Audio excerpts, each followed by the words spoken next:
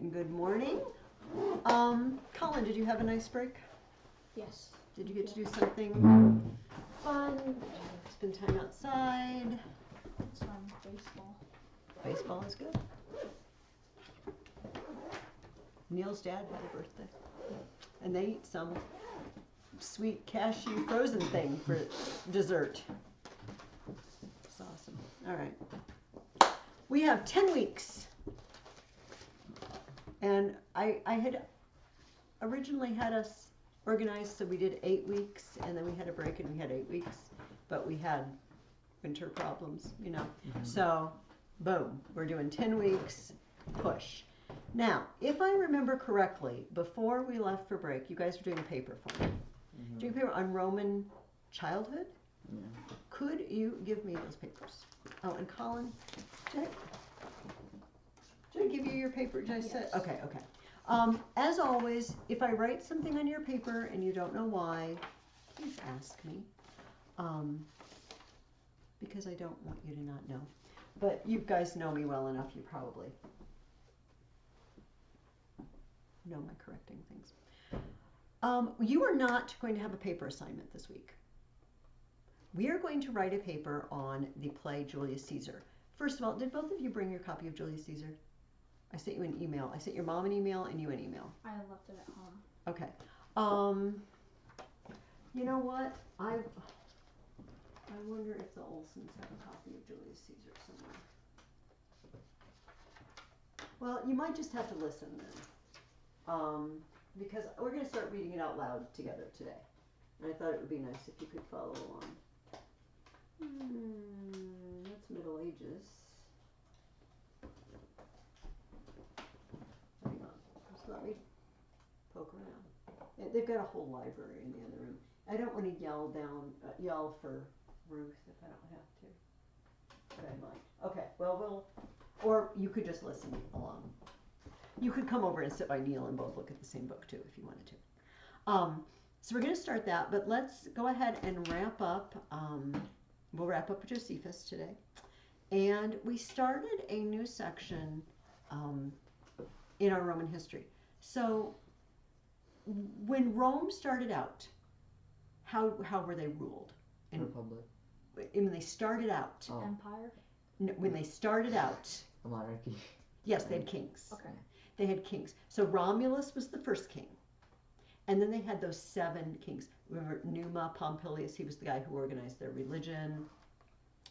And until they got up to that last one, Tarquin, who was a rotter. And his son was even rottener than he was. And they got rid of those kings and they said, we don't do kings anymore. We're going to still have a senate. And they're going to be mainly in charge of laws and everything, but we're going to have 2 consuls, right? And we're just going to elect them one for a year. So if we don't like them, we can get rid of them. Great. But, you know, what Colin said, empire. When we think of Rome, we think of the Roman Empire, right? Wouldn't you say that if I just said to you, tell me about Rome, don't you think the first thing you say, well, they had emperors and they ruled the whole world, and that's what you'd say, because that's what we think of. How did we go from we're a republic and we have 2 consuls to we have one guy and he has all the power? It doesn't happen overnight, right? And so if you think about it, okay, it's okay if you don't remember, but does anybody remember the founding date year of Rome? The famous Rome was founded in.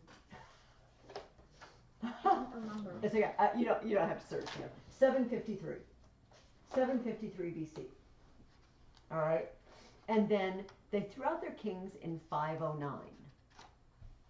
But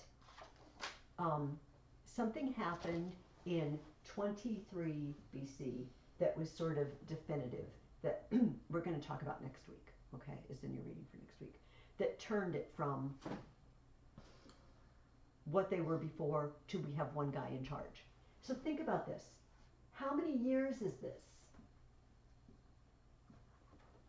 730 years before they had emperors.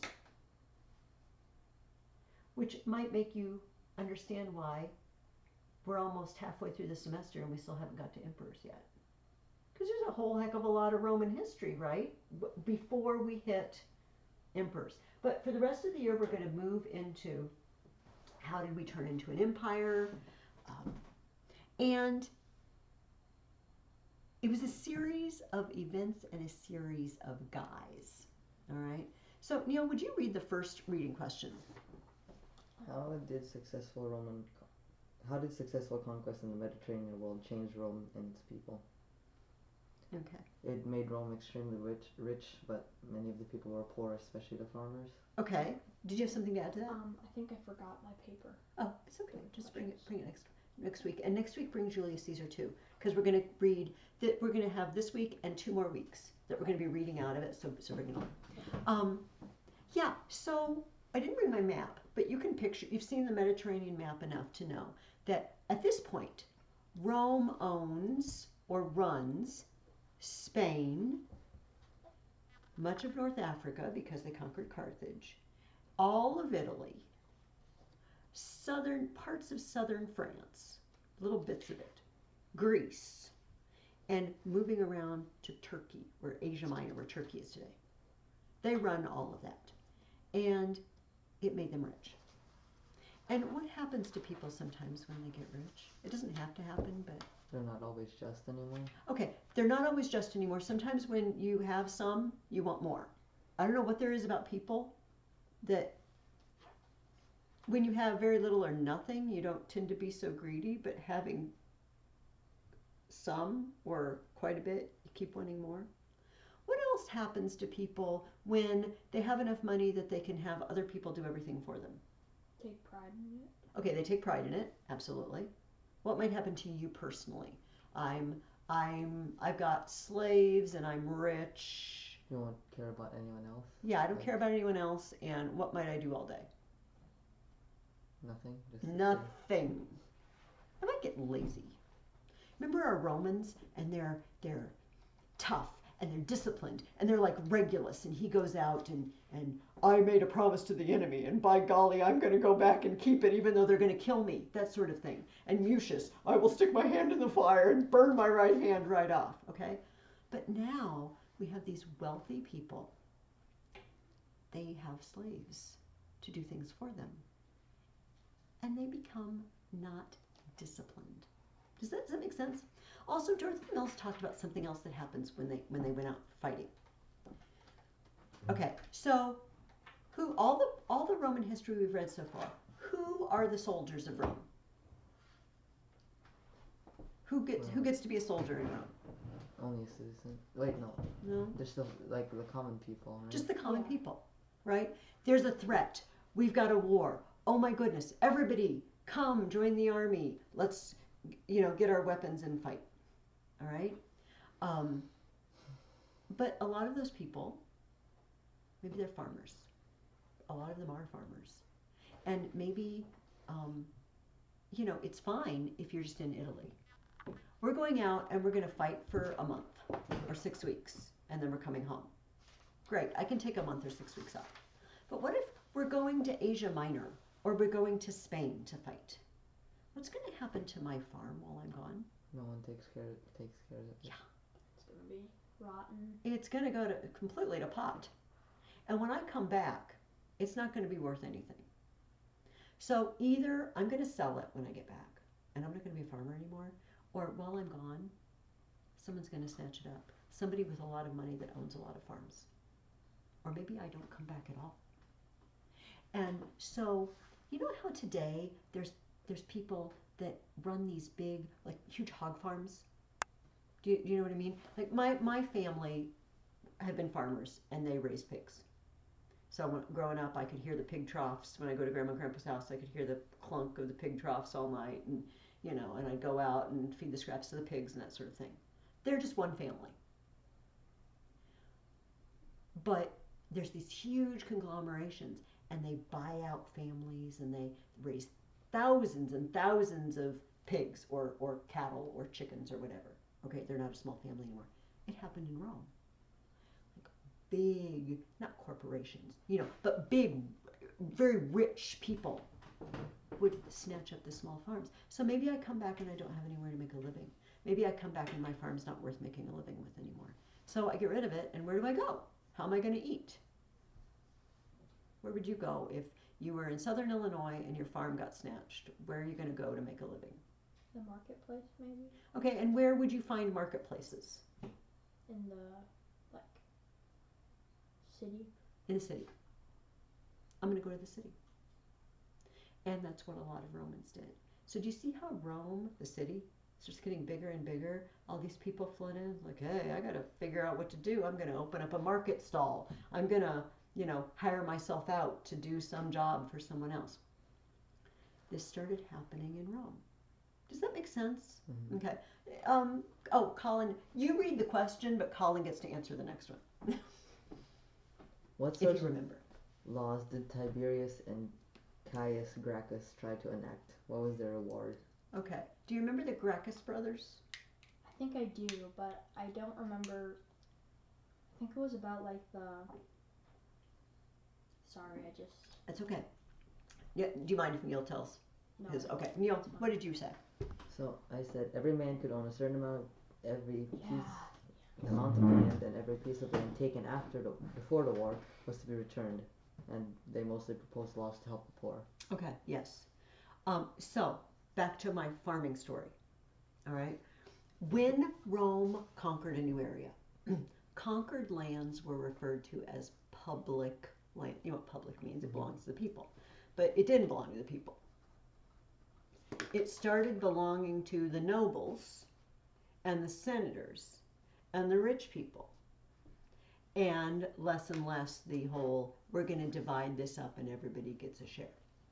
The Gracchus brothers saw this was a problem because how are you going to make a living if you don't have enough land? I was reading something, I don't know what I was reading about. They were talking about how much land a person would need to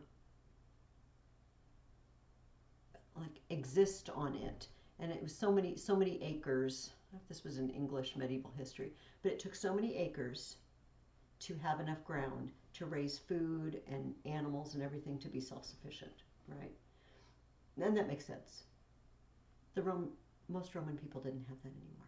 So the Gracchus brothers said, hey, here's an idea. All the land, the public land, let's take it away from the people who snatched it and let's distribute it to the people who don't have it. So if you're one of the people who snatched it, how do you feel about that? I mean, at the time it would have felt pretty good, but I mean, afterwards I'd feel pretty bad for the people I stole it from.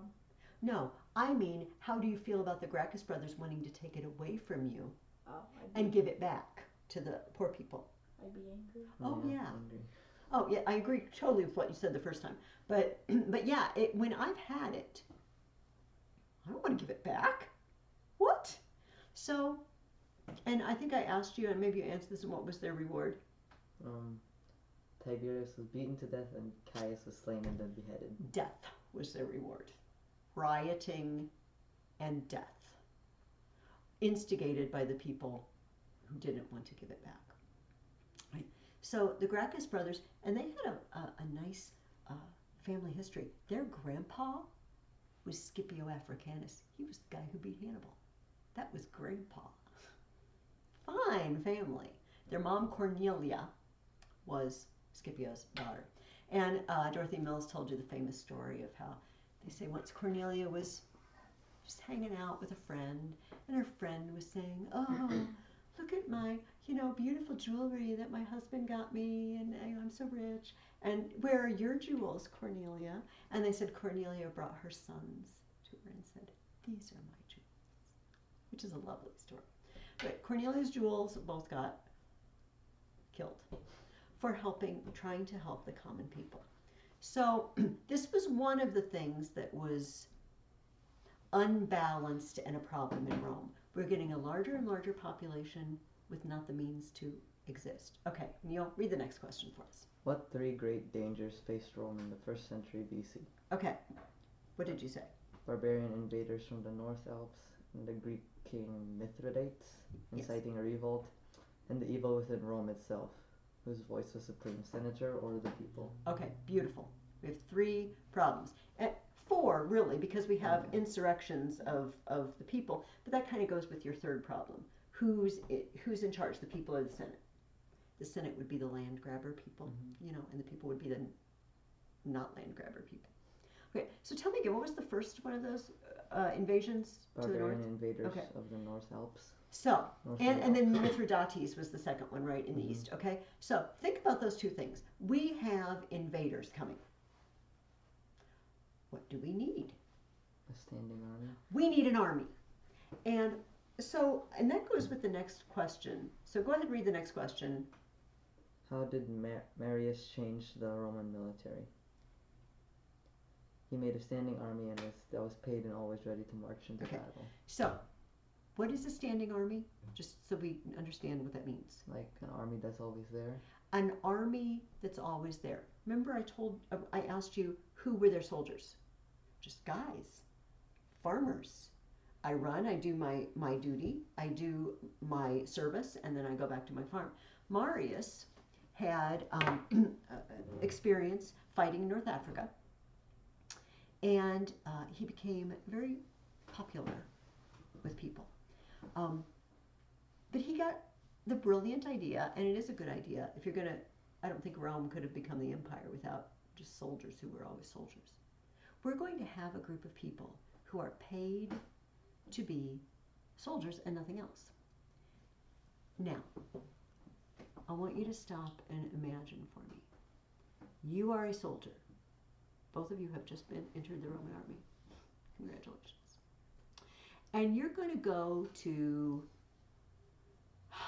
the east, or you're going to go to North Africa, or you're going to go to Spain, and you're going to be there for a long time, years. Who's going to be the most important person and most influential person in your life? You're in the army. You're stuck out in this place for years. Who are you going to listen to? The general. The general. Not the Senate. They're way back in Rome. I'm not going to see them for years. This guy's right here. And you know what? This guy makes sure we get paid, and he makes sure we are fed, and he gets new weapons when we need new weapons and equipment, and he takes care of our very lives because he makes decisions that affect our lives. And if he's a good general, he's out there in front of the army. He's not just, sitting back in his tent twiddling his thumbs while we go out and fight. He's out there doing it. If he's a good general and he is good to you, who are you going to be more devoted to? Him or the Senate back in Rome? Probably the general. Probably the general. So, if the Senate tells you one thing and the general tells you another, I'm going with my general. I know him. He takes care of me. I trust him. I trust him with my life. Marius developed this sort of relationship with his army because they were always with him, right? Marius did something else. He had been fighting in Africa, and he went back and he got elected as consul. But he did something, this sounds very modern, he campaigned. Do you know how last year it was nothing but, presidential and senatorial commercials and everything. And they didn't really have it anymore, but they used to have campaign slogans. Do you know what I mean by slogan? Like it was my motto. Like, I'm going to do this, or I'm going to do that. Marius campaigned with win the war in Africa, because he thought his commander Metellus wasn't doing a very good job. Win the war. And the people clamored to have him made consul on win the war. In other words, the people just decided who they wanted to have in charge of the war. They put him in as consul so he would be general, so he would go and win the war. The Senate didn't do it. The people voted it. So the people love him. His army loves him. Do you see how that's a lot of power? Okay? So this is fine, except that is there only one general fighting for Rome? Do you think they're fighting in more than one place? We know they are because they said Mithridates in the east, and that we have rivals. And I think that's the last question. Who was Marius' main opponent? What did both men have in common? Sulla, a captain that helped capture Jugurtha. Jugurtha. Sulla. So they were. So what did they have in common then? I didn't exactly know. Okay. So what's both their jobs? Military leaders. They're military leaders. They're generals. That's what I was going for. They're both generals. We have Sulla, and we have, hey, I'm good too. I've got an army too. I should be powerful too. Do you see what we're setting up? Every time we have a popular general and his army loves him, we're gonna start fighting. And you know what? Rome is gonna spend, listen to this, 100 years doing this. That's a long time. I mean, we talk about our Civil War. Our Civil War lasted 4 years. Now, it's not. They're not going to have Civil War where like all of Italy is smoking and in ruins, that sort of thing. But they do refer to it as Civil War because it's citizens fighting each other. One Roman general fighting another Roman general. All right. Let me just. Let me see if there's anything else in here that I really wanted to. I passed over the social war too. Do either of you remember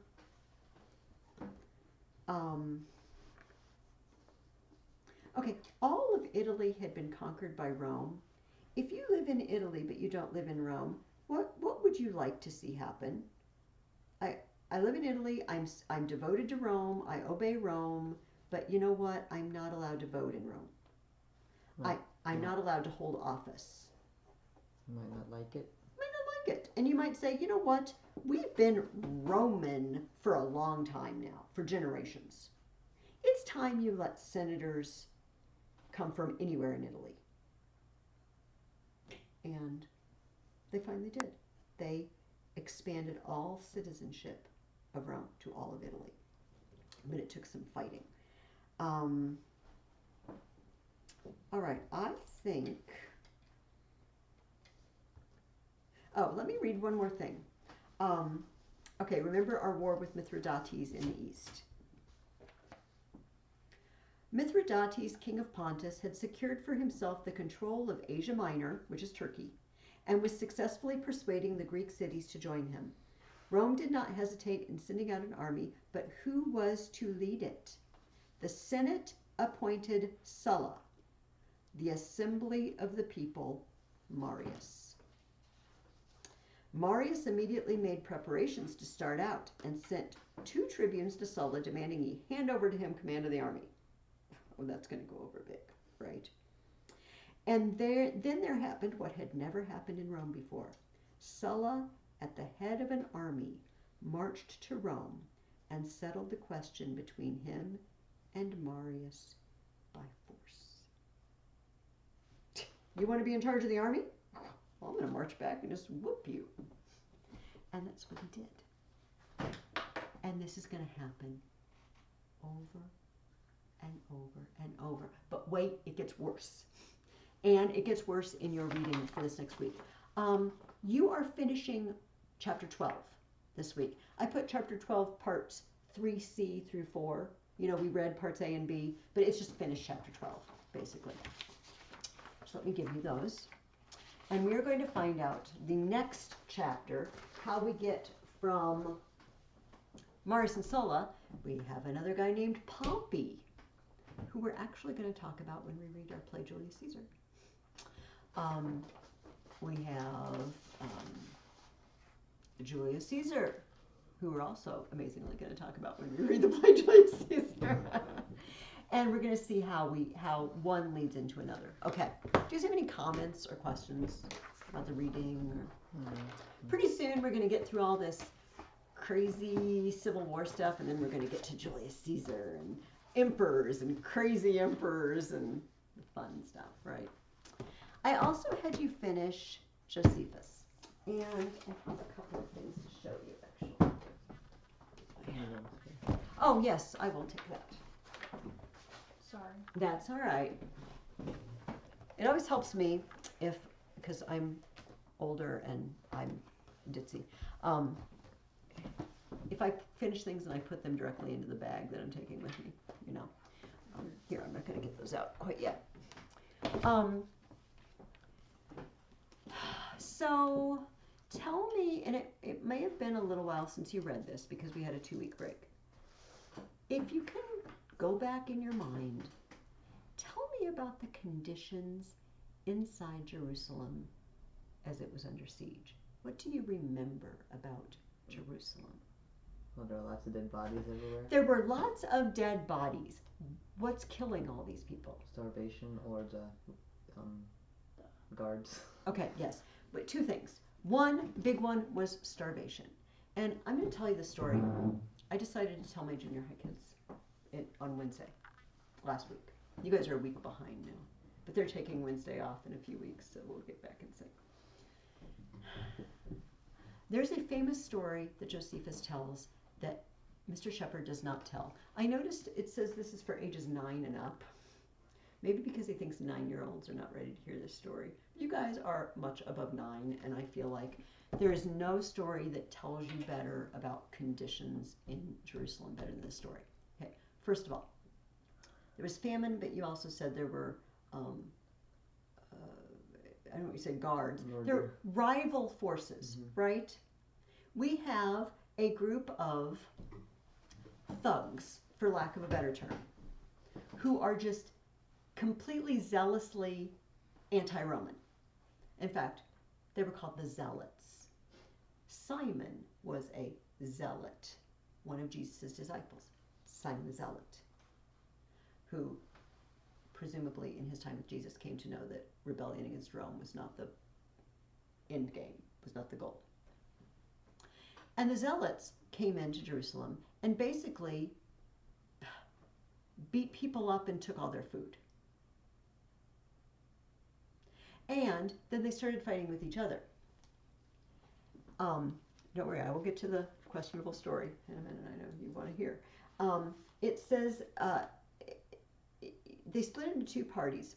The 2 parties watched each other closely, but rarely, if ever, appealed to the sword. They both, however, assailed the populace and vied with each other in the quantity of plunder they could extort.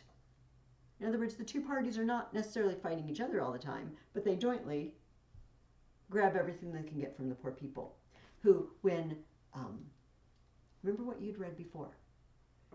Up in Galilee, Josephus was holed up in Galilee at that town. There were rebel outbreaks everywhere, and the Roman army is putting them down. So if I'm just some poor Jewish person, where am I going to go?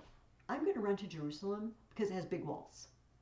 It seems like a safe place. So lots of people went there, right? Does that make sense? So the population's swelling. So you get these thugs in there, and they're just taking whatever they can get from whoever they can get it from, and they will beat you, if you don't hand it over. Then, outside the walls, there's yet another rebel. His name was Simon. And here's what the poor people in Jerusalem did. Okay. At length, John's party divided. They're the thugs inside Jerusalem. The Idumean portion of it detached themselves and made an attack upon the tyrant, John, as well from envy of his power as from hatred of his cruelty. An engagement took place in which many zealots fell, and the rest were finally driven into the temple. What are they using the temple for now? A garrison. A garrison. What? There they assembled in great numbers, and John prepared to lead them against the people and the Idumeans, the other rebel party. The latter, the Idumeans, did not so much dread the attack, but feared lest the zealots should steal from the temple by night and set fire to the city. A council was therefore held with the chief priests, and it was resolved that they should call Simon in to their aid. Oh, let's bring another warlord in. We already have this one warlord and they've got two factions. Hey, let's find a new warlord in. That's gotta help. A measure which only added to the miseries of the city by admitting a second tyrant. And the only thing they agree on, these multiple groups, is if anybody looks like they're sneaking out of the city to go over to the Romans, we'll kill ya. This is what we agree on. We hate the Romans. We hate each other, kind of, but we really hate the Romans. Don't you even think about going out there. I know you're starving to death. I'm sorry, but don't go out there. They even spread false rumors. You know, if somebody would go out, I don't know if you remember this part, somebody would go out, sneak out and then the Romans would often relocate them, send them somewhere to keep them under guard, but also, you know, feed them and help them recover. So these people would disappear. And then the rebels inside Jerusalem would say, see, so-and-so, Jack and John went over there to the Romans and they disappeared. I guess the Romans killed them, which wasn't true. They didn't care, as long as they kept people inside the city. All right.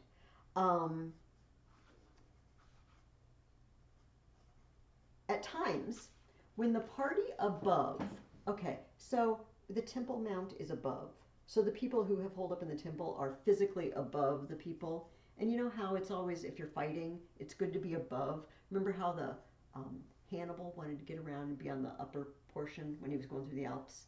So you could fling stuff down on the people below him. Above is good. With the party above, through fatigue, refrained from hurling down their missiles, John would sally out against Simon and his adherents.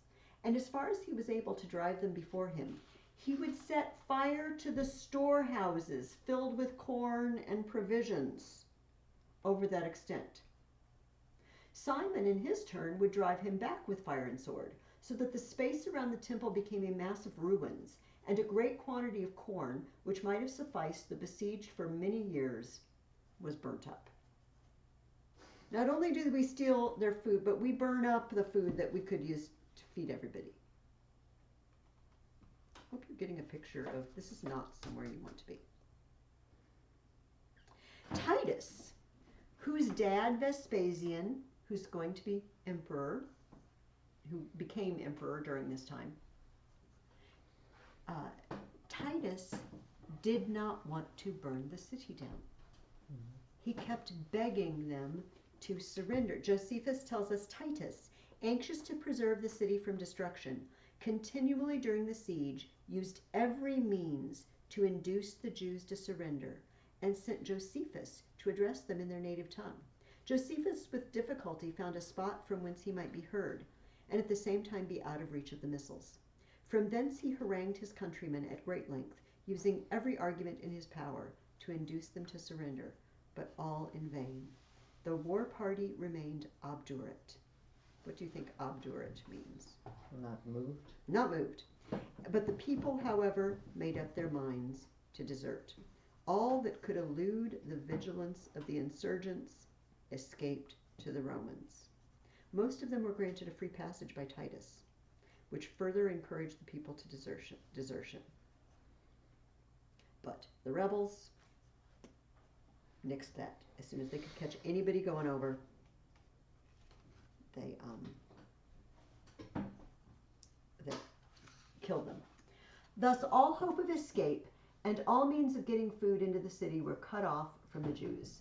Famine raged among them with terrible violence, and thousands upon thousands died. The houses were full of dying women and children, and the streets were choked with the bodies of the dead. Now, my story. Josephus famously tells a story that these rebel groups would, prowl around the streets, and if they sniffed any sort of food going on, they broke into your house and said, hand it over. They say that there was a woman who was so desperate, she killed and ate her own young child. I just want you to imagine, okay, this is a Jewish woman. This is the group of people to whom the real God had been revealed, who had revealed himself, who had set apart for himself. Can you imagine these people? It was unclean to be around pigs. It made you unclean to touch a dead body. Touching a dead body meant you had to go through a ritual purification before you could enter the temple again. Imagine how unclean eating a body would make you. Imagine how desperate you have to be. So they say this lady was cooking her child, and the rebels smelled it. They're like, "Let us in. We know you got food in there." And she comes in, and she's eaten part of the child already, and she brings it out, and she says, "Here."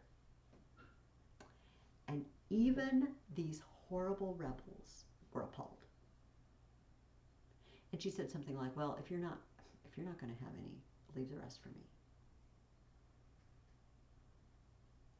This is horrifying. And I tell it because, and Josephus tells it, because A, it is shocking when you think about it. I mean, it's shocking for anybody. Like it's super shocking for a group of people that for even touching a dead body made you unclean. But it tells you the desperation they must have been in. Josephus goes on to tell us, let me go on to that. Okay. The number of prisoners taken during the war was 97,000, while during the siege there perished, listen, 1,100,000 people. The greater part of these were of Jewish blood, but they were not all natives of the city, for just before the siege, people had flocked into Jerusalem from all parts of Judea to take part in the feast of the Passover, and many had come to it as a place of refuge. 1,000,000 people. That's a lot of people. This is an enormous event in world history and in Jewish history and in Christian history, because the temple was finally destroyed. They say that a soldier, according to Josephus, a soldier threw fire, that Titus was trying to put out the fire. He did not want the temple burned down, but they couldn't put it out. And it was destroyed. But Jesus had said 40 years before, remember, not one stone will be left on another. And he also, somebody asked him about what will the signs of the end times come. And Jesus has this interesting way of sometimes telescoping. Sometimes he's talking about things that are going to happen soon, and sometimes he talks about the end when he comes, when he returns in glory. And he said that when you see armies gathering, flee to the hills. They say, this is rumor, I don't know where, I've heard this over and over, that not very many Christians died in Jerusalem because they remember what Jesus said, when you see the armies gathering, flee to the hills. They didn't hole up in Jerusalem because they knew it was a bad idea. But the Jews did. Interestingly, there were also signs and omens, portents, prophecies right before it happened. And this is one of the most famous. Not many days after the festival, this was the Feast of Passover, there appeared in the skies just before sunset a number of chariots poised in the air and armies of soldiers speeding through the cloud. And at the Feast of Pentecost, when the priests entered the inner court of the temple, they heard a great noise, and after this a loud voice as of a multitude saying, "We are departing hence. We are leaving." I don't have any reason to doubt that. That God made a pronouncement. Remember, he'd already, through Jesus, made it so they didn't need to offer those sacrifices anymore in the temple. But from then on, they can't offer those sacrifices in the temple. Think about that. There is no place for Jews on earth to offer sacrifice anymore. The keystone of their religion is gone. It's been gone for 2,000 years almost. They have synagogue worship, but they can't offer sacrifices there. At this point, it's done. Now, Titus gathered up the ringleaders and marched off to Rome, and Roman generals got to have something called a triumph. And we're going to talk more about that, but you're probably familiar with this. A big parade. A parade in which we march through and we have in chains the enemy commanders or whatever, and we drag them off to be executed. And carts full of loot, plunder, whatever we've gotten. And Titus had a triumph. And they also put up in Rome an arch, a commemorative arch, to celebrate and honor Titus for his victory. And I have some photographs. These are of something else. This is the Arch of Titus. Kind of looks like that, I don't remember because it's in French, that thing in Paris. The Arc de Triomphe. Yes, it does. It does. Because it's very Romanesque. Because France was part of the Roman Empire, right? That makes sense. I'm going to give you these to look at closer. And inside, as you can see, there's inscription. Inside, there's carvings. There's carvings around the outside. Inside, there's carvings. And this is a close-up of one of the carvings. And you can see one of the things they're carrying is the menorah, the 7-branch candlestick from the temple. So if you want to, here, you can look at them close up, and then you can switch them if you want. And Addis and I will try to bring these back next week so that you can see them. I see the number 20. I see 2 X's and then 4 1s. That'll be 24. I don't know. I don't know why they didn't just put a 1V. Oh, I don't know. Interesting. It also looks like they have holes on the side here. So, and that's a modern photograph. And so, if you get to go to Rome sometime, you can visit the Arch of Titus. Now you know all about the horrible things that happened in Jerusalem during that time. Do you want to switch? Sure. So you can each see close up. The other way. Okay. The rebellion in Israel was not over, but it was just little fires to stamp out for the Romans. And one of those fires was at a place called Masada. Masada was I also have a picture of Masada. This is Masada. This is an awesome place to hole up, right? Because it's very steep, it's very hard to get up to. And a rebel group, final rebel group, holed up at Masada. However, it was pretty much doomed. The Romans came and they started building a ramp, like putting dirt to build a ramp up to it so they could bring siege engines up. And so, if you remember, Josephus tells us finally, they all decided they would all rather die than fall into the hands of Rome. And so they agreed to all kill their families. So they killed their wives and children. And then they chose 10 guys by lot to kill the rest of them. And then they chose one of those guys to kill the other 9. And then the last guy killed himself. And when the Romans came in, they were just all dead. My son went to Israel, not this past Christmas, but the Christmas before COVID, and he visited Masada.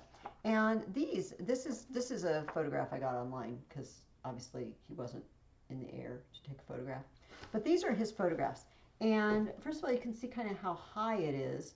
This is the tram car that you can ride up to the top. That's really cool. Here I'm gonna give you these 2, and then I'm gonna give these 2 are not as interesting. But this is him standing on the top and looking down. And can you see roads down below, like in the field? It's kind of hard to, but it just goes straight down, sheer down. And this is actually, put it right side up. This is actually the remains of the Roman embankment. You see, it's a big ramp of dirt. The Romans put that there 2,000 years ago. Anyway. that finishes off our time with Is Josephus. this it right here? I think that he's standing up on it. Oh, okay. I don't know. We have to. I can see a staircase. Yeah, because I don't know exactly what what side or what angle he's on. So they put the dirt on there to go on top for what reason did they To put it on top? siege engines to break down the walls, Okay. and also to march the army up Mhm. For ease of access. But by the time they accessed, everyone was dead. Here I will switch it up. This is the dirt ramp, Okay. and you can see people and cars and stuff down below. And then this is just kind of he's standing and he's looking down, so you can see the road that weaves back and forth, but you can see down on the plain below how high up they are. This is an incredible. How long do you think it would have taken to build the dirt ramp? I don't know, but the Roman army was really good at things like that. They could set up fortifications really, really fast. There were a lot of them, and they were very organized. So sometimes they'll, and Josephus was talking about the making of a wall around Jerusalem to cut them off so they can't get food in. Like, seriously, you're going to build a wall around Jerusalem? That's miles. And they did it in a few days because they had so many guys. And they were just sitting around waiting, because there's no fighting happening. Is this something? I don't know. I would have to ask my son. I'm guessing that it might. There's another. I'm guessing that these squares here are the remains of Roman camps. Oh, that's cool. Like the where they would dig the foundations for buildings that they put up while they were besieging. The squareness of them kind of hints at that because the Romans were very precise and organized and orderly. And they built their towns as squares. And all right. Okay, so we are moving on to our next reading, and our next reading. Stay closed. Is Julius Caesar, the Shakespeare play. Now, have either of you ever read a Shakespeare play before? You read Macbeth last year, didn't you? All right. So I guess I know the answer to that. Addison, I will have to ask you. I'm going to sit down and see if I'm still on my camera. Yeah. So you guys know, and this is for Addison's benefit too. First of all, Shakespeare is not writing history. He's writing a play. He has a purpose, a theme in mind, and a goal. And so, just like when we read Macbeth, Macbeth is based on a real Scottish novel, but in real life, King Duncan was not a good, nice guy. And it wasn't only Macbeth who wanted to overthrow him. So Shakespeare changed things to suit the story. He's going to do that in the story of Julius Caesar too. However, not as much. Much of what we have, obviously not the private conversations of people with each other. Shakespeare had no way to know their private conversation. But the events he knows from other sources. Yes, Colin? Are both these books the right ones? Yeah, any Shakespeare's Julius Caesar. It does not matter. Any edition is going to be exactly the same as any other. So, yeah, I didn't care what you got. So you guys know that Shakespeare plays have 5 acts. Or do you remember this? I'll tell you, if Addison doesn't know, I will go through all this again, but it's been a year since we read Macbeth. And the acts are divided up into scenes. Okay? So this week, I'm going to ask you to read acts 1, 2, and 3. However, and this is what I did, we couldn't meet with COVID last spring. So I read, and I hope you guys will, I read basically the entire Macbeth out loud. We're going to do the same thing with Julius Caesar because it's easy to miss what's going on. Because the language is a little different, but if you get practice with it, you get used to it, and it gets easier to follow. reminding you guys, and also for Addison, when you open up any version of it, you're going to have a list of characters. Dramatis personae, people of the drama, persons of the drama. You might even want to put a little sticky note here, because if you, did you find you have one? That's the Leading character. Oh wow, his is fancy. Yours has like a description, not just a list, but an actual description, which is cool. Most of them, you might just have a list, but the list tells you who they are. So it says Julius Caesar. Okay, he's the guy who's in the play. And then it says Octavius Caesar, Marcus Antonius, Marcus Aemilius Lepidus, triumvirs after the death of Julius Caesar. So basically, when I'm reading and somebody starts talking or somebody enters and I'm not sure who it is, I can go to the front and find out. If I forgot who someone is, I can go to the front and find out. Right? So don't just keep reading and say, yeah, I don't know who these people are, but they're talking up a storm. Find out who they are. Okay? And then at the beginning of each scene, Shakespeare tells us where it's happening. And he tells us who's there. So at the beginning of each scene, like I'm looking at Act 1, Scene 1, Rome, a street. Got it. I'm in Rome. I'm on a street. And it says enter Flavius, Marullus, and certain commoners. So I'm going to look back to my dramatis personae. Who are Flavius and Marullus? Oh, I see. Flavius and Marullus, tribunes. Right, they're tribunes of the people. They're government officers. And commoners. I know what commoners are. They're commoners. All right. Here, just a second, Colin. I'm going to yell for Ruth, and if she doesn't answer, we're just going to go. But if she does answer, I'm going to ask if they have a copy of Julius Caesar. Hey, Ruth! Yeah? Do you guys have a copy of Julius Caesar that's easy to grab? If not, it's okay, but I just thought I'd ask.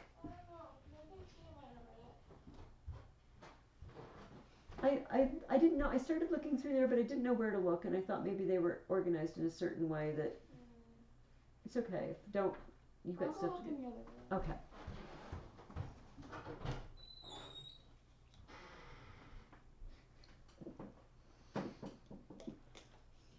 Might as well ask. How much time do we have? Oh, we got lots of time. Excellent. Are we going to discuss the writing assignment soon, or? Well, we're not having a writing assignment because we are going to write about Julius Caesar, and we haven't even started reading it yet, and so that seems unfair. That's okay, Ruth. Don't worry about it. No, don't. No. I can look it up on the phone and you can just use it. Oh, I didn't think of that. Do you mind doing that? Reading it off the phone? I don't care, honestly. It's just Julius Caesar. Julius Caesar by Shakespeare. Yeah.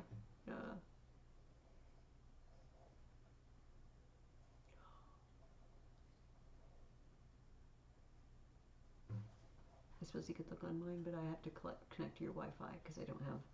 I keep my data off. Yeah. Because because it's a track phone. It's for emergencies when I need to get to Google Maps or something.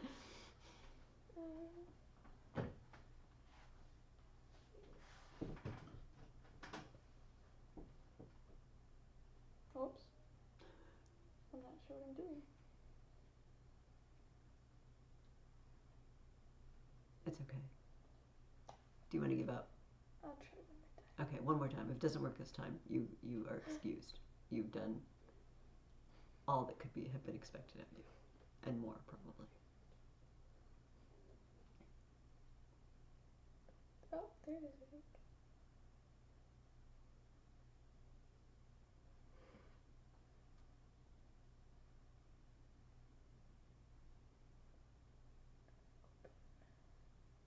I probably had more than one copy at home.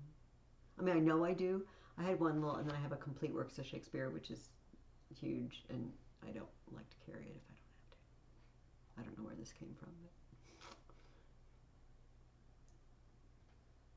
It says it's there, but then it's not. it's okay, Ruth. Just you can go about your business. Thank you for trying. So you'll just have to have eagle ears, and I don't know, eagle ears. Do eagles have good ears? What would be ears? What's a good? Bat ears? bat ears, except bats don't really hear, they do the sonar thing. Okay, anyway, that has nothing to do with Julius Caesar. So I'm going to just start reading Julius Caesar out loud and stop and talk about what's going on. All right, we're going to just do that till the class is done. Enter Flavius, Marullus, and certain commoners. And we already figured out Flavius and Marullus are tribunes. Flavius says, "Hence, home, you idle creatures, get you home. Is this a holiday? What? Know you not, being mechanical, you ought not walk upon a laboring day without the sign of your profession?" Okay, first of all, hopefully your edition will have maybe some footnotes. Mm-hmm. Mine has one for mechanical. These are not robots. That is not why he says they're mechanical. My footnote says of the class of mechanic or artisan. In other words, they're trades workers. They're craftsmen. And Flavius just told them they're not supposed to run around without some sort of sign of what they do. I don't know why. Okay. "Speak, what trade art thou?" First guy says, "Why, sir, a carpenter." "Where is thy leather apron and thy rule? What dost thou with thy best apparel on?" "You, sir, what trade are you?" The second commoner says, "Truly, sir, in respect of a fine workman, I am but, as you would say, a cobbler."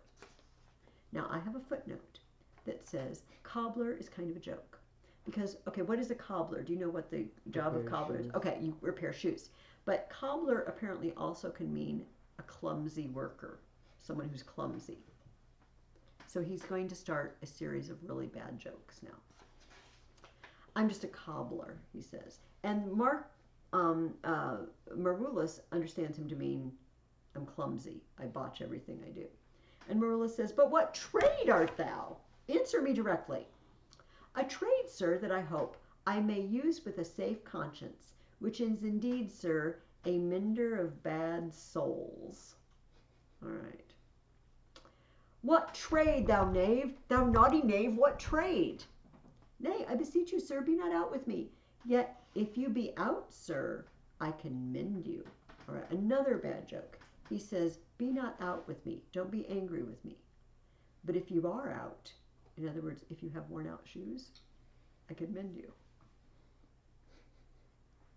"What meanest thou by that? Mend me, thou saucy fellow." "Why, sir, cobble you."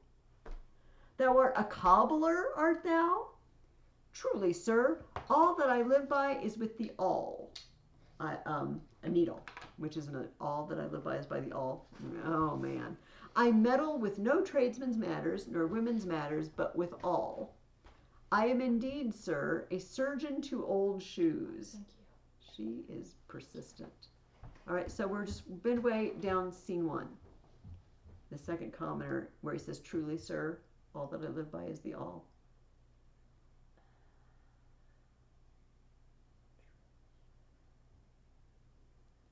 They have numbers in between, like, every now and then. Can I? Do you mind if I see? Yeah, sure. Okay. You might have to scroll to the left of the screen. Oh, it's copy. Oh, to scroll. Oh, okay. Push to Okay, here we go.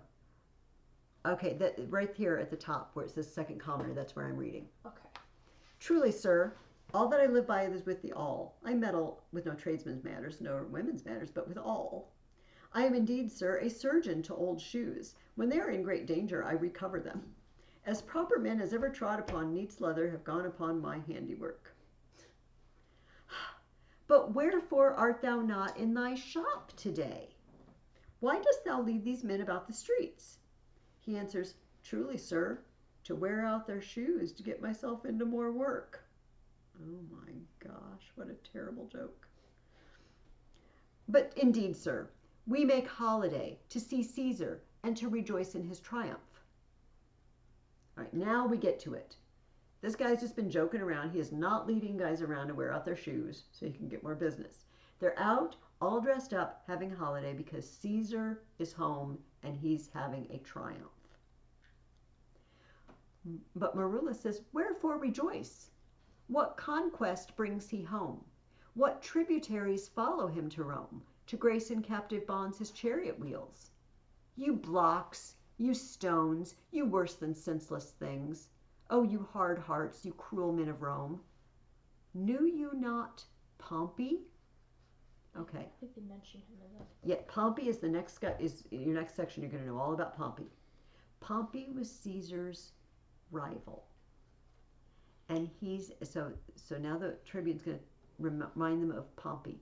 Many a time and oft have you climbed up to walls and battlements, to towers and windows, yea, to chimney tops, your infants in your arms, and there have set the livelong day with patient expectation to see great Pompey pass the streets of Rome. Hey, you know, you used to gather like this to watch Pompey and greet him.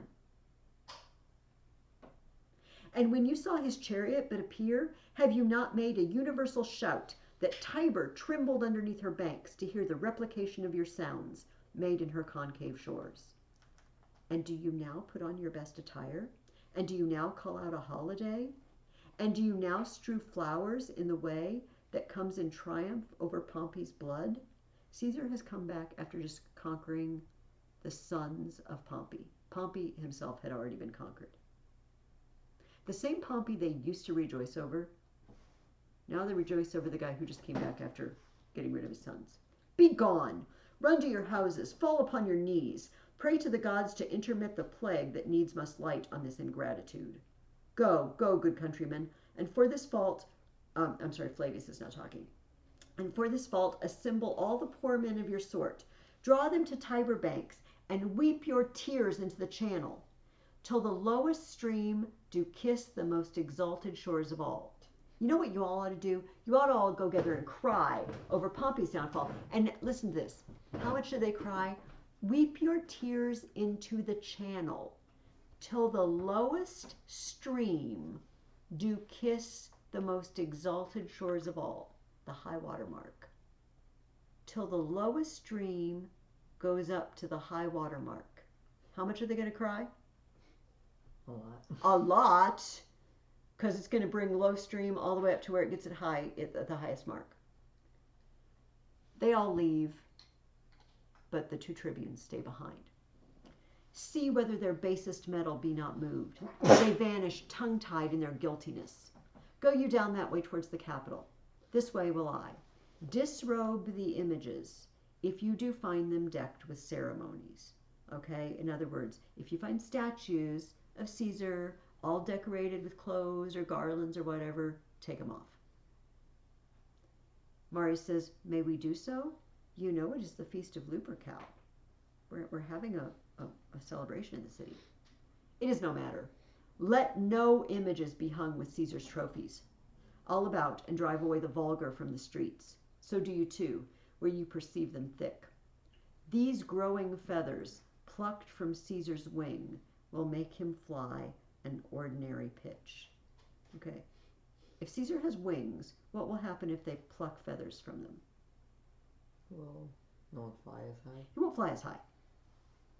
In other words, plucking all these honors down from Caesar will make sure he doesn't fly so high. Who else would soar above the few of men and keep us all in servile fearfulness?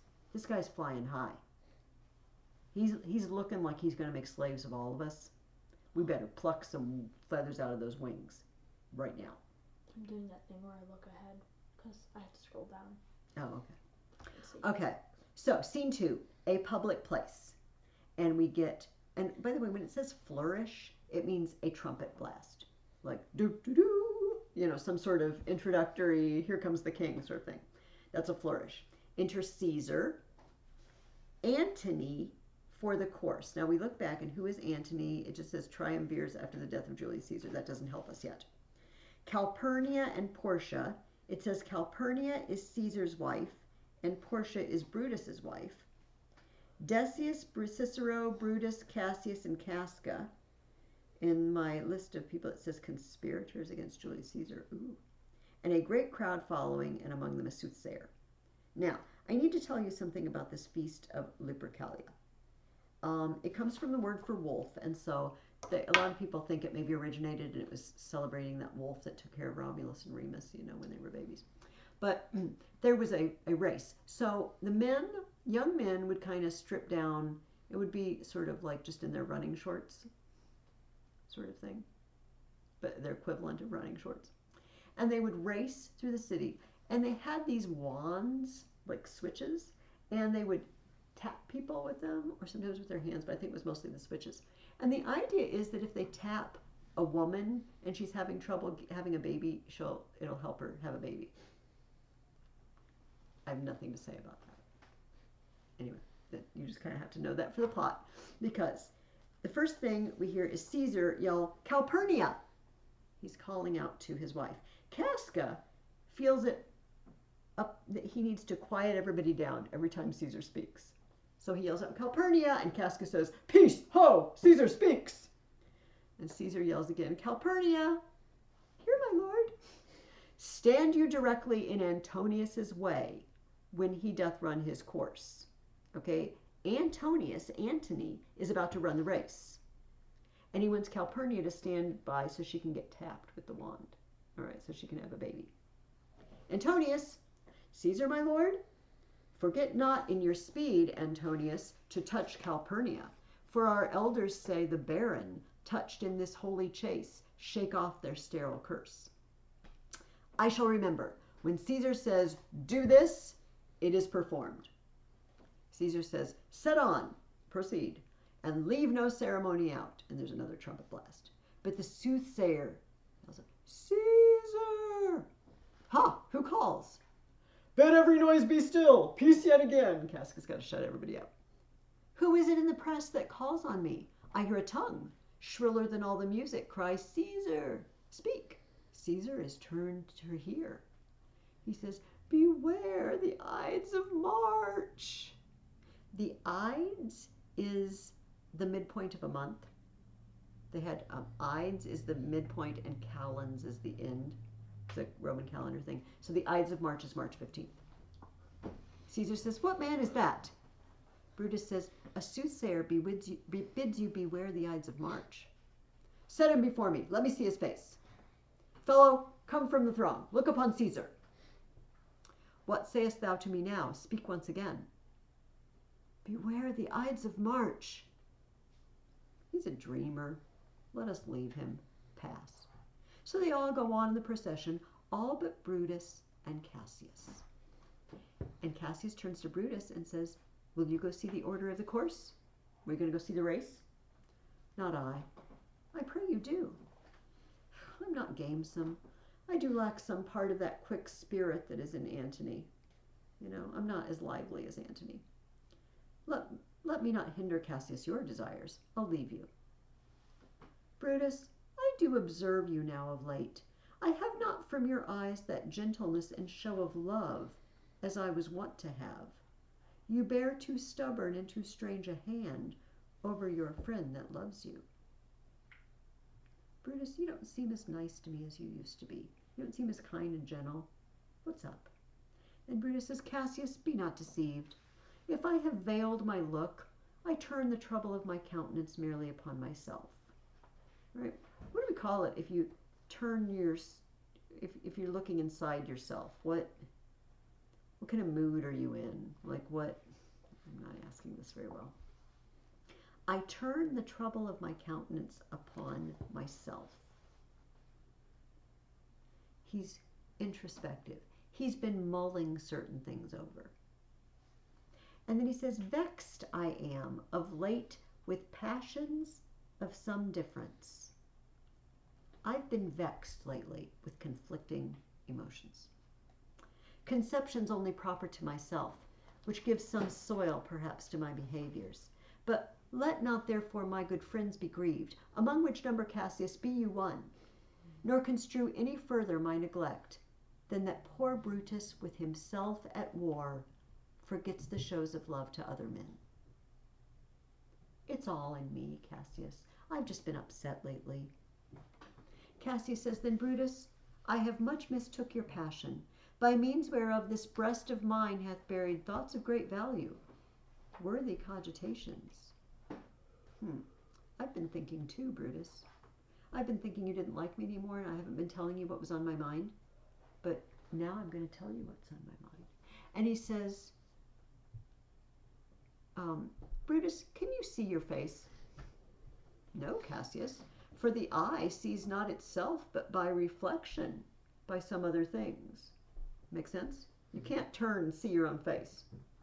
You got to look in a mirror to see your face. 'Tis just.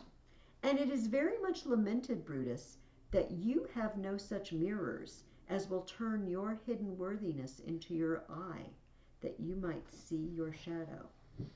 Yes, Brutus, you need a mirror, because you're not seeing your true self. I have heard where many of the best respect in Rome, except immortal Caesar, speaking of Brutus, and groaning underneath this age's yoke, had wished that noble Brutus had his eyes. First of all, Cassius just called him immortal Caesar. We have to ask, is he serious or is he being sarcastic? And then he says, Brutus, there's lots of people, good people in Rome, that are groaning underneath this age's yoke. Do you know what a yoke is? Well, the yoke is that thing that you carry water with, right? Well, yeah, or more often it's you put it over the oxen's heads to attach to a plow. In other words, you're drawing something. You're a beast of burden. And he's saying there's a yoke. People are beasts of burden. And we have to wonder, I wonder what Cassius thinks they're groaning under. What burden are they groaning under? He's saying there are people who wish you had eyes, that you could see your true worth. Brutus says, into what dangers would you lead me, Cassius, that you would have me seek into myself for that which is not in me? Therefore, good Brutus, be prepared to hear. And since you know you cannot see yourself so well as by reflection, I, your glass, I, your mirror, will modestly discover to yourself that of yourself which you yet know not of. And be not jealous on me, Brutus, gentle Brutus, be not suspicious. Were I a common laugher, or did use to stale with ordinary oaths my love to every new protester, if you know that I do fawn on men and hug them hard, and after scandal them, or if you know that I profess myself in banqueting to all the rout, then hold me dangerous. Am I a party person? Do I make friends with people and mistreat them? No, I'm not that sort of person. But suddenly, at the end, they hear a flourish, another trumpet blast, and a shout. And Brutus says, what means this shouting? I do fear the people choose Caesar for their king. Ah, do you fear it? Then must I think you would not have it so? I would not, Cassius. Yet I love him well. But wherefore do you hold me here so long? What is it that you would impart to me? If it be aught toward the general good, set honor in one eye and death in the other. I will look on both indifferently. Stop and think about that. If you want me to do something that's for everybody's good, if you set death in one eye and honor in the other, I'll look on both the same. If it's for honor, I'm willing to greet death. I will do anything to the death if it's for the general good. For let the gods so speed me as I love the name of honor more than I fear death. Cassius says, I know that virtue to be in you, Brutus, as well as I do know your outward favor. Well, honor is the subject of my story.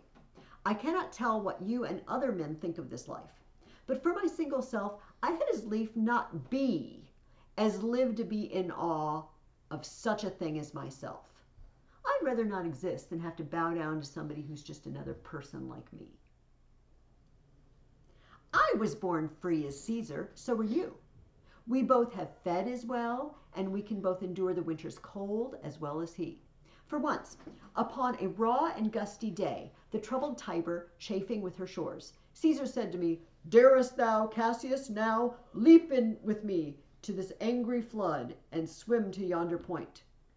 Upon the word, accoutred as I was, I plunged in and bade him follow. So indeed he did. The torrent roared, and we did buffet it with lusty sinews, throwing it aside and stemming it with hearts of controversy. Oh, we're out swimming in the Tiber, and it's a storm, and we're both swimming like anything.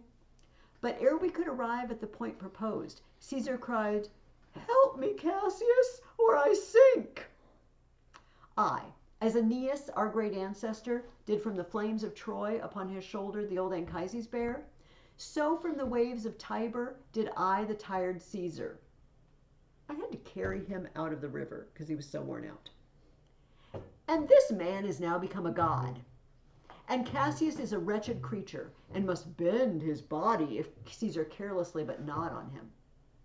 He had a fever when he was in Spain, and when the fit was on him, I did mark how he did shake. 'Tis true, this god did shake. His coward lips did from their colour fly, and that same eye, whose bend doth all the world, did lose his lustre. I did hear him groan. Ay, and that tongue of his that bade the Romans mark him and write his speeches in their books, alas, it cried, "Give me some drink, Titinius," as a sick girl. Ye gods, it doth amaze me a man of such feeble temper should get the start of the majestic world and bear the palm alone.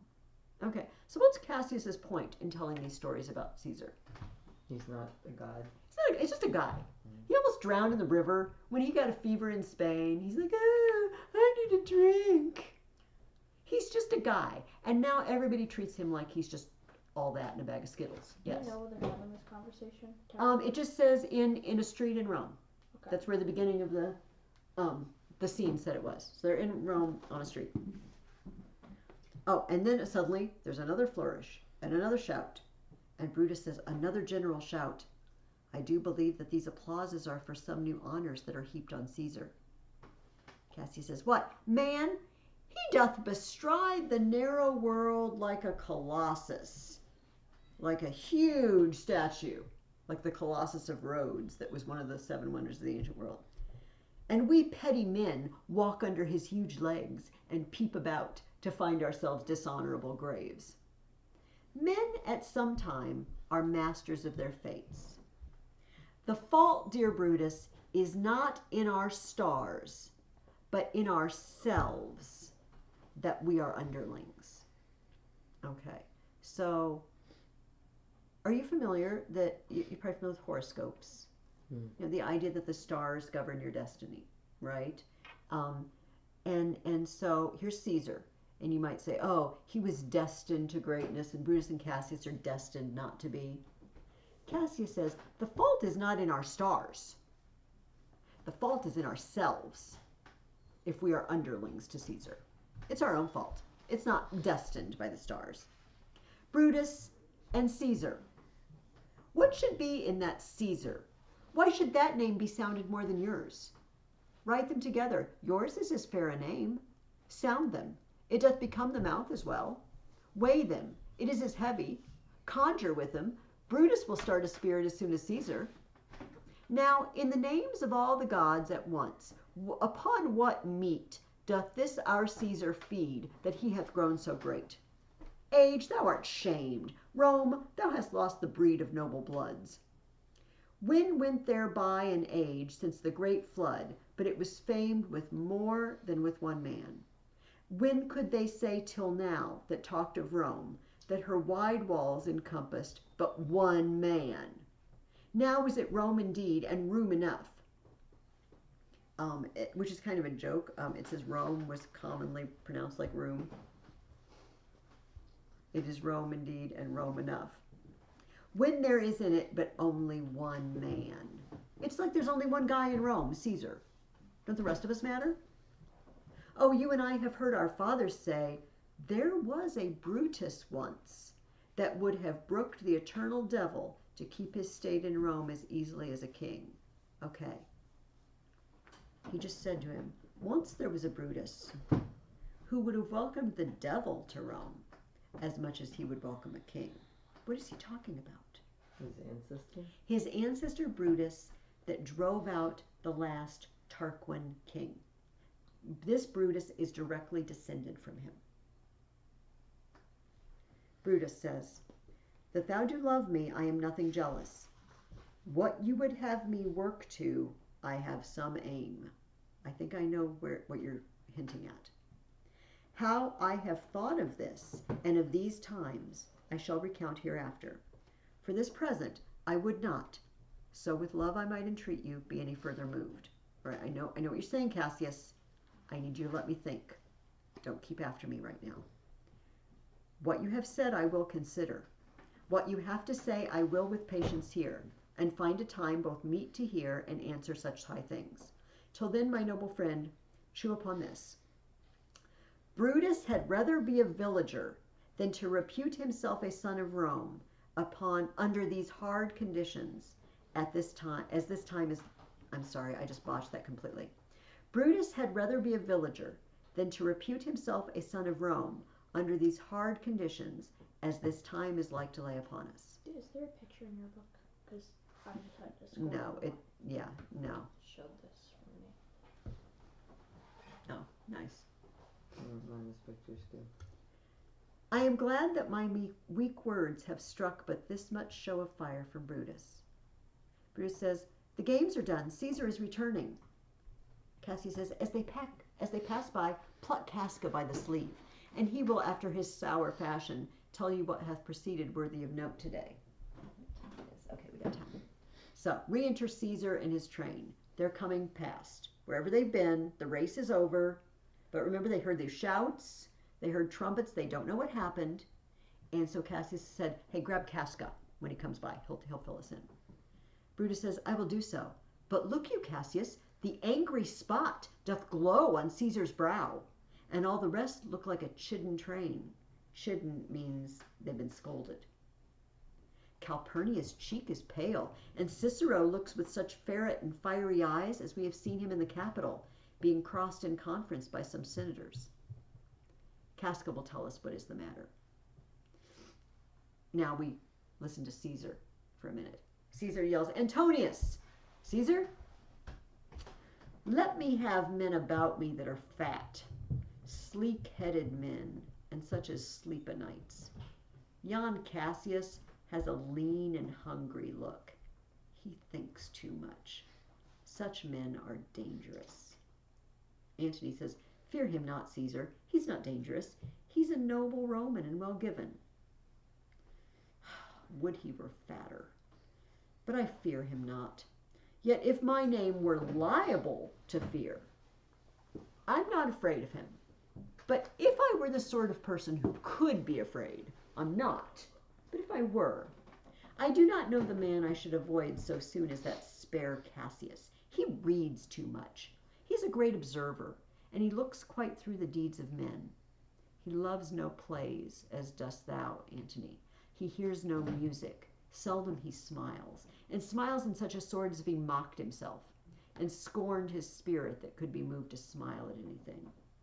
Such men as he be never at heart's ease, whiles they behold a greater than themselves, and therefore are they very dangerous. Cassius seems like the kind of guy who doesn't like other people to be above him. Now, we just heard Cassius speaking. Is he that sort of guy? Mm-hmm. Yeah, sounds like it. I rather tell thee what is to be feared than what I fear, for always I am Caesar. Come on my right hand, for this ear is deaf, and tell me truly what thou thinkst of him. Okay, I want to stop and point something out to you. He just told us why Cassius should be feared. And then he says, I tell you what is to be feared than what I fear. For always I am Caesar. You know, if I were the sort who might fear, if I were just a common person, I would fear someone like Cassius. But I'm not just a common person. I am far above all else. And then listen to the next thing he says. Come on my right hand, for this ear is deaf. You're not like common people? Things don't harm you? Things don't touch you? How'd you get deaf in that ear, Caesar? You are just a guy, aren't you? It's like, I'm not just a guy. I'm not afraid of anything. Oh, come over here. This ear's deaf. And tell me truly what thou thinkst of him. Okay, so they move on. But Casca has left, and he's going over to talk with Cassius and Brutus. You pulled me by the cloak. Would you speak with me? Aye, Casca. Tell us what hath chanced today, that Caesar looks so sad. Why, you were with him, were you not? I should not then ask Casca what had chanced. Why, there was a crown offered him, and being offered him, he put it by with the back of his hand, thus. And then the people fell a-shouting. What was the second noise for? Why, for that too. They shouted thrice. What was the last cry for? Why, for that too. What? Was the crown offered him thrice? Aye, marry, was't. And he put it by thrice, every time gentler than the other. And at every putting by, Mine honest neighbor shouted. Who offered him the crown? Why, Antony. Tell us the manner of it, gentle Casca. I can as well be hanged as tell the manner of it. It was mere foolery. I did not mark it. I saw Mark Antony offer him a crown. Yet 'twas not a crown neither, it was one of those coronets. And, as I told you, he put it by once. But for all that, to my thinking, he would fain have had it. Then he offered it to him again. Then he put it by again. But to my thinking, he was very loath to lay his fingers off it. And then he offered it a third time, and he put it by a third time. And still as he refused it, the rabblement hooted and clapped their chopped hands and threw up their sweaty nightcaps and uttered such a deal of stinking breath because Caesar refused the crown that it almost choked Caesar, for he fainted, and fell down at it. And for my own part, I durst not laugh for fear of opening my lips and receiving the bad air. But soft, I pray you, what did Caesar swoon? Did he swoon, we would say. He fell down in the marketplace and foamed at the mouth and was speechless. 'Tis very like he hath the falling sickness. Okay, the falling sickness is epilepsy. We believe Caesar was epileptic. And so, if you have a seizure, sometimes they foam at the mouth or they fall down and had a seizure. But Casca's joking because he said it was the stinking breath of the common people, like yelling, yay, yay. So think about Casca's description. Notice what he said, that they offered him the crown, and in Casca's opinion, he kept saying no, no, but he looked like he really wanted to say yes every time. And then he fainted.